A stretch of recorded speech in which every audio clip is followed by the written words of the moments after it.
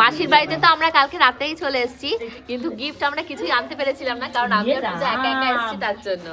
কি হয়েছে রে? এটা পুরো চটকে গেছে, থেবড়ে দুই দিক দিয়ে থেবড়েছে পুরো। আমার না চোখে জল চলে আসছে। কালকে আমরা যখন এসেছি পুরো ট্রেনটা ফাঁকা ছিল। আমি ট্রেনে উঠে রিগ্রেট ফিল করছি যে এই সামনে যদি আগে আনতাম, সাথে হাতে জায়গাও ছিল না। স্বর্ণ তুলে দিত। ভেবে চিন্তে আমি ভাবলাম কি যে তাড়াতাড়ি পূজা ফোন করছে। ভগবান থাক, যাই হোক, ভগবান কৃষ্ণকে এটা ভোগ লাগানো দিয়ে যাবে, এটাই অনেক।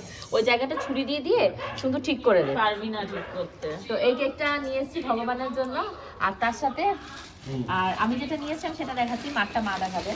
আর এই হলো কলা পাতা, এই দেখো। এই কলা পাতাতে মাসির যখন বাড়িতে পুজো টুজো হবে, মাসি কি করতে পারবে, এই কলা পাতাটার উপর মাসি সাজিয়ে ফল টলগুলো দিতে পারবে। এই দেখো, এই কলা পাতাটার উপর এটা উল্টো পাট, এটা সজল পাট। এই দুটো আমি মাসির জন্য নিয়ে এসেছি। আর হলো গপুর জন্য একটা ড্রেস আর একটা গলা হার নিয়েছি, সকালবেলা মাসিকে দিয়ে দিয়েছি। তো এইগুলো নিয়ে এসেছি আমি মাসির বাড়ির গপু শোনার জন্য। আর পূজা আর মা কি নিয়ে এসছে দাঁড়া, ওটা কিন্তু দেখাচ্ছে তোমাদের। দেখিয়ে দেখবে না, আমার দেখানো হয়ে গেছে।